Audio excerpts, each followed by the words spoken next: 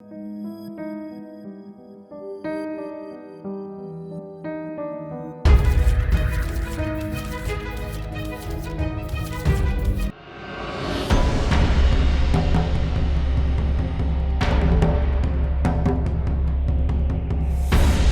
के सन्नाटे में जब पूरा शहर नींद की आगोश में था, तब नवाब जफरुद्दीन अपनी आलीशान हवेली के बड़े से बरामदे में बैठे हुए थे, हाथ में इत्र से महकता रूमाल और सामने जलता हुआ सुरमई चिराग। आसमान पर हल्की हल्की बदलियां चल रही थीं और दूर से मस्जिद के मीनार से फज्र की अजान की हल्की आवाज आने लगी थी। नवाब जफरुद्दीन, जो अपने शहर के सबसे अमीर और नेक दिल इंसानों में गिने जाते थे, आज किसी गहरी सोच में गुम थे। उनका दिल किसी अजीब से खौफ में डूबा हुआ था। बीती रात उन्हें एक अजीब ख्वाब आया था, एक खौफनाक और दिल दहला देने वाला मंजर। उन्होंने देखा कि एक अंधेरी कब्रिस्तान में एक साया किसी ताज़ा दफन किए गए मुर्दे की कब्र खोद रहा है। उसकी आंखें सुर्ख थीं और उसका जिस्म हड्डियों से भरा हुआ था। जब नवाब ने आगे बढ़कर देखा तो वह साया एक कफन चोर निकला।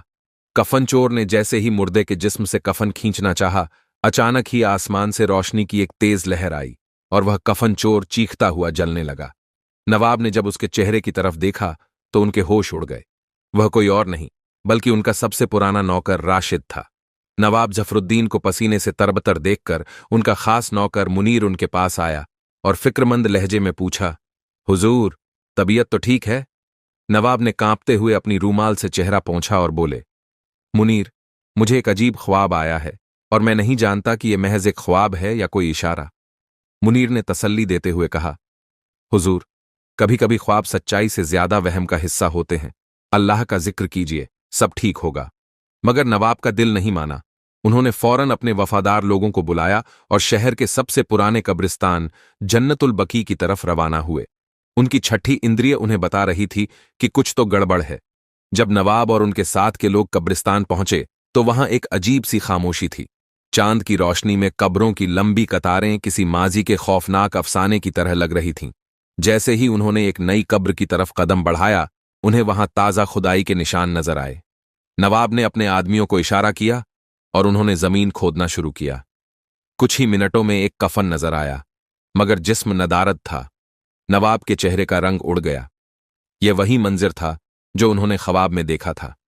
तभी पास की झाड़ियों से किसी के भागने की आहट आई। नवाब के लोगों ने उसे घेर लिया।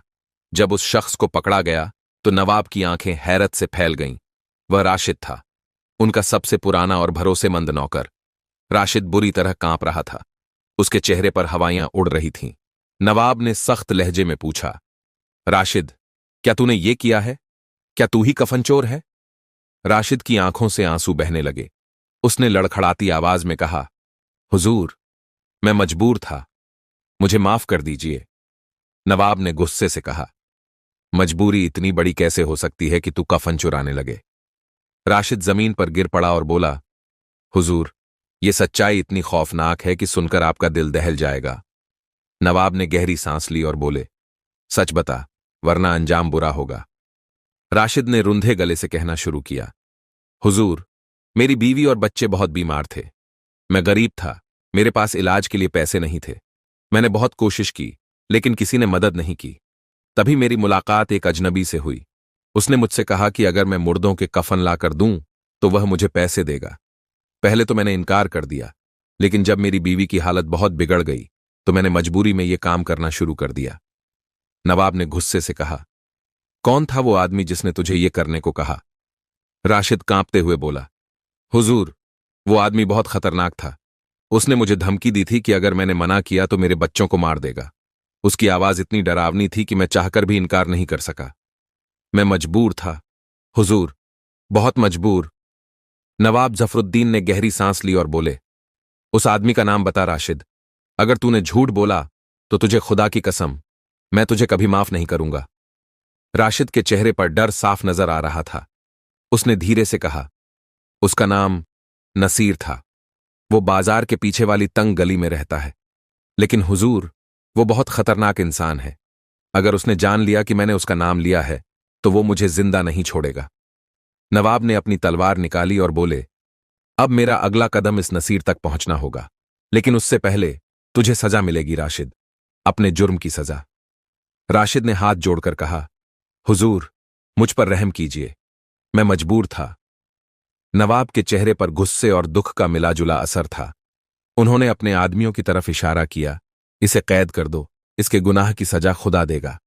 अब नवाब के सामने एक नया राज था, नसीर का। नवाब जफरुद्दीन अपनी शानदार बग्घी में बैठे हुए थे। उनके चेहरे पर गहरी सोच की लकीरें साफ झलक रही थीं।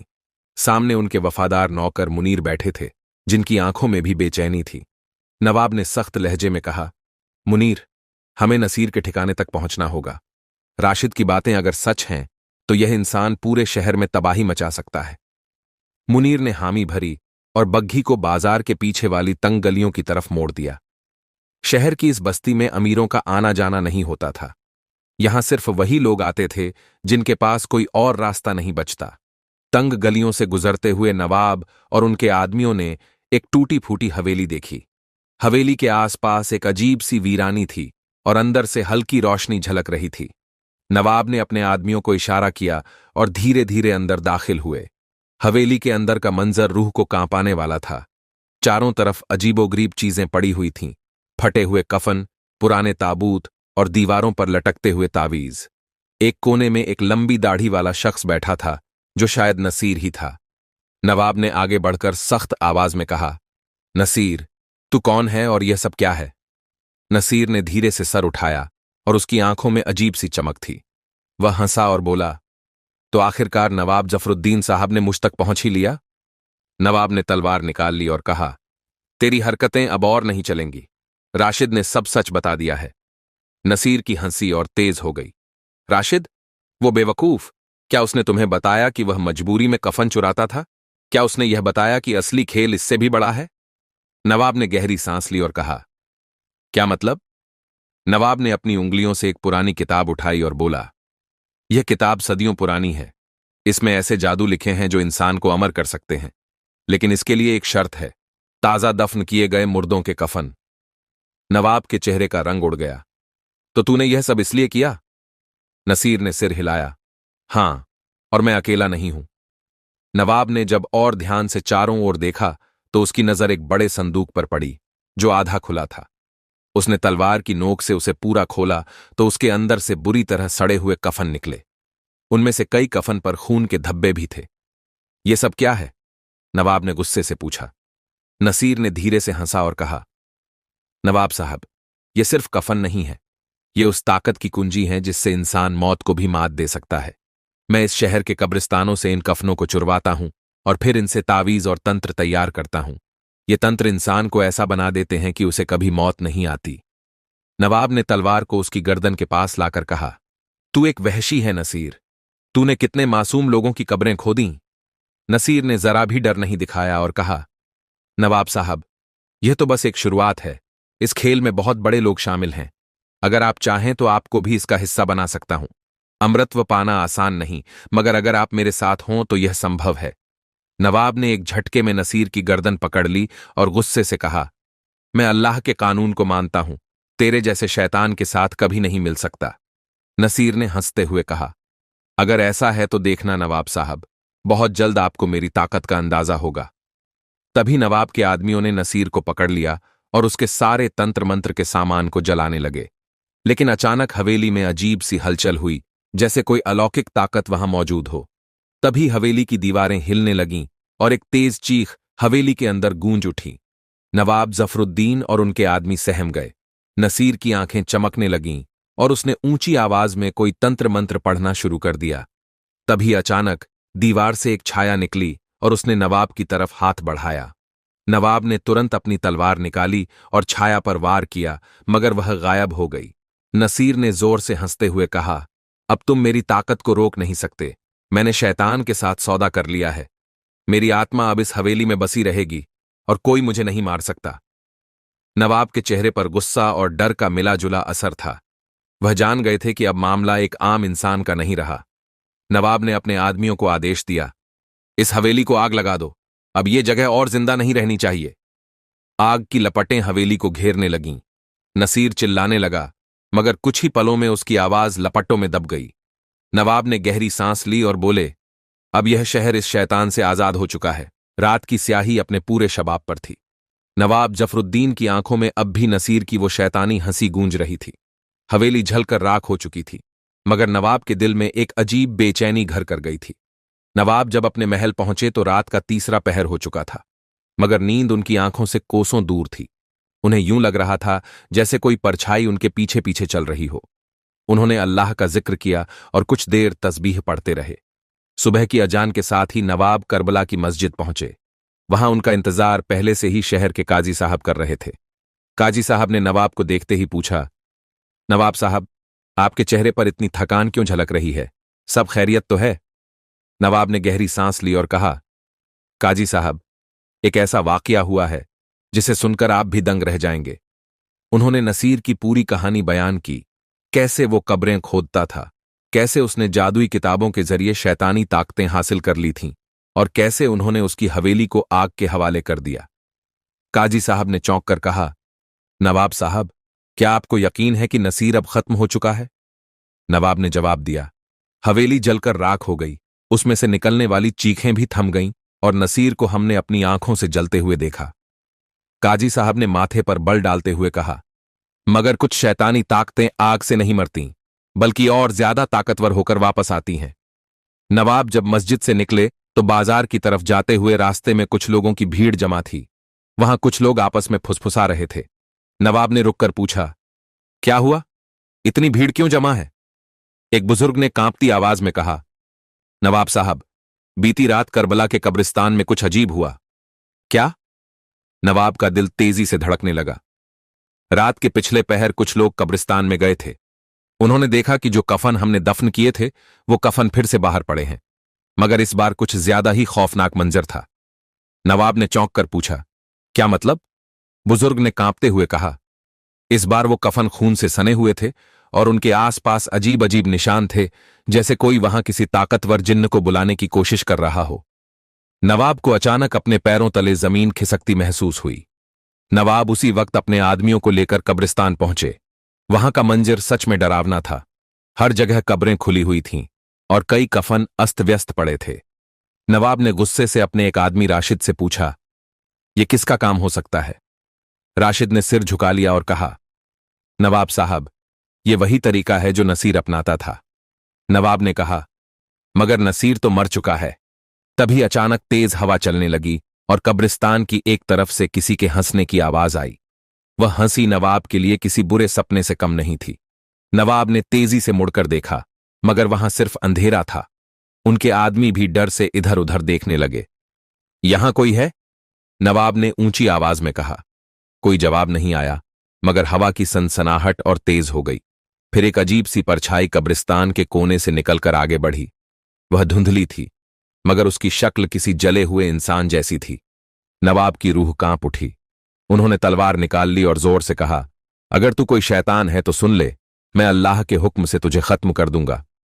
परछाई ठहर गई और धीरे धीरे एक आवाज उभरने लगी, नवाब जफरुद्दीन, तुमने मुझे जलाया था, मगर मैं खत्म नहीं हुआ। अब मेरी वापसी होगी और इस बार मैं किसी को नहीं छोड़ूंगा। नवाब ने तलवार कसकर थाम ली और गुस्से से बोले, नसीर, अगर तू जिंदा होता तो शायद बच सकता, मगर अब तेरा खेल खत्म। परछाई से वही दहशत भरी आवाज निकली, नवाब जफरुद्दीन, तुमने मुझे जलाया, मगर मुझे मार नहीं सके।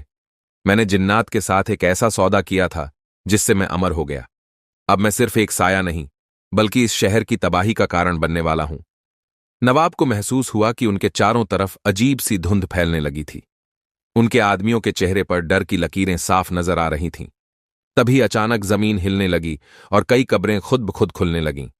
नवाब ने काजी साहब की बताई दुआ पढ़ी और तेज आवाज में बोले, अल्लाह की कसम, तू कितना भी ताकतवर हो जाए, मैं तुझे खत्म करके रहूंगा।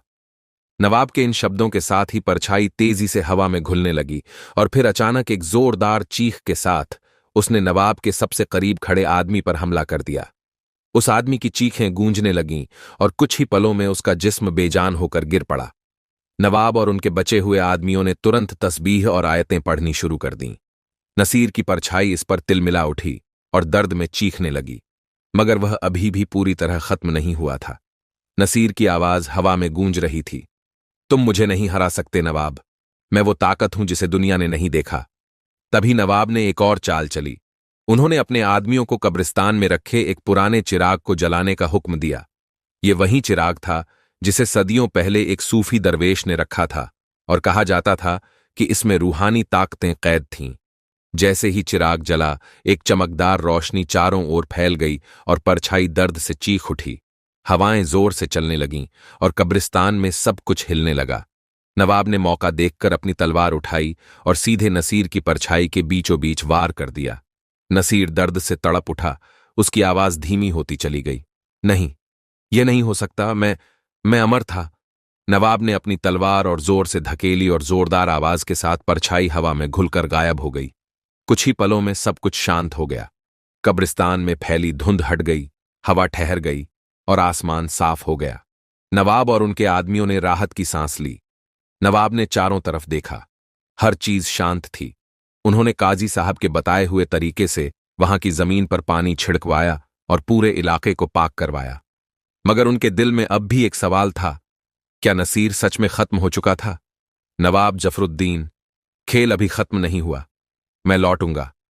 नवाब चौंक कर उठे। उनका जिस्म पसीने से तर था। उन्होंने चारों ओर देखा, मगर कमरे में कोई नहीं था। क्या नसीर की रूह वाकई खत्म हो चुकी थी या यह किसी और बुरी चीज की शुरुआत थी?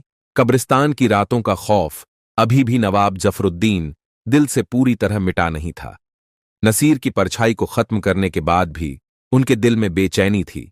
वह समझ नहीं पा रहे थे कि यह सब खत्म हो चुका था या कोई और मुसीबत अभी बाकी थी। रात के अंधेरे में नवाब महल की छत पर बैठे थे जब उन्हें हवा में वही जानी पहचानी फुसफुसाहट सुनाई दी। नवाब जफरुद्दीन, खेल अभी खत्म नहीं हुआ, मैं लौटूंगा। नवाब का जिस्म पसीने से भीग गया। उन्होंने चारों ओर देखा, मगर वहां कोई नहीं था। क्या यह उनका भ्रम था या सच में नसीर की रूह अभी तक दुनिया में भटक रही थी? नवाब ने फौरन काजी साहब को बुलवाया और उन्हें पूरी बात बताई। काजी साहब कुछ देर तक गहरी सोच में डूबे रहे, फिर बोले, नवाब साहब, अगर नसीर की रूह अभी तक भटक रही है तो इसका मतलब है कि उसने तौबा नहीं की थी और अब वह सजा के लिए रहम मांग रही होगी। लेकिन उसके अमल इतने खतरनाक थे कि अल्लाह की रहमत भी उसे कबूल नहीं करेगी। नवाब ने गहरी सांस ली। तो फिर इसका हल क्या है? काजी साहब ने जवाब दिया, हमें इस मामले को आखिरत के हवाले कर देना होगा, मगर पहले हमें यकीन करना होगा कि वह वाकई चला गया है।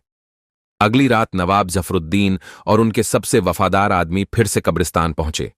यह वही जगह थी जहां उन्होंने नसीर की परछाई को खत्म किया था। उन्होंने वहां काजी साहब द्वारा बताए गए मुताबिक कुरान की तिलावत शुरू की। जैसे ही तिलावत शुरू हुई, कब्रिस्तान की मिट्टी में हलचल शुरू हो गई। तेज हवाएं चलने लगीं और हवा में फिर वही खौफनाक आवाज गूंज उठी, नहीं, नहीं, मुझे मत जलाओ, मुझे बचा लो। नवाब जफरुद्दीन ने तलवार कसकर पकड़ ली और बोले, नसीर, अगर तेरा वजूद अभी भी बाकी है तो जान ले कि आज तुझे पूरी तरह खत्म कर दिया जाएगा। नसीर की रूह एक बार फिर हवा में प्रकट हुई, मगर इस बार वह पहले से ज्यादा कमजोर लग रही थी। उसका धुंधला जिस्म कांप रहा था। उसने कांपते हुए हाथ उठाए और कहा, मुझे माफ कर दो, मुझे अल्लाह के पास लौटने दो, मुझे जलने से बचा लो। नवाब को एक पल के लिए उस पर रहम आ गया, मगर काजी साहब ने उन्हें रोका। नवाब साहब, यह शैतान का धोखा हो सकता है, इसे खत्म करना ही बेहतर है। काजी साहब ने एक बोतल से पाक झमझम का पानी निकाला और नसीर की परछाई पर छिड़क दिया। जैसे ही पानी उसके ऊपर पड़ा, नसीर चीखने लगा, नहीं, नहीं, ये पानी नहीं, ये मुझे जला देगा। एक भयंकर चीख के साथ नसीर की रूह भयंकर आग में बदल गई। वह हवा में तड़प रहा था, जल रहा था और आखिरी बार चीखते हुए बोला, नवाब जफरुद्दीन, मैं वापस नहीं आऊंगा, मगर मेरे जैसे और भी हैं जो तुम्हारी रियासत में छुपे हैं। तुम कभी चैन से नहीं रह पाओगे। और फिर अचानक सब कुछ शांत हो गया। नसीर की परछाई पूरी तरह गायब हो चुकी थी। आसमान साफ हो गया था, हवाएं थम गई थीं। नवाब जफरुद्दीन ने अल्लाह का शुक्र अदा किया। सबक इस वाकये के बाद नवाब जफरुद्दीन ने अपनी पूरी जिंदगी अल्लाह की राह में लगा दी। उन्होंने कई मस्जिदें और मदरसे बनवाए, गरीबों की मदद की और हमेशा नेक अमल करने की कोशिश की। मगर उनके दिल में हमेशा एक डर बना रहा, क्या वाकई नसीर खत्म हो चुका था या वह सच कहकर गया था कि उसके जैसे और भी थे। प्यारे दोस्तों, उम्मीद है ये वीडियो आपको अच्छी लगी होंगी, तो वीडियो को अपने दोस्तों को शेयर कर दो और चैनल को सब्सक्राइब कर दो। मिलते हैं नेक्स्ट वीडियो में।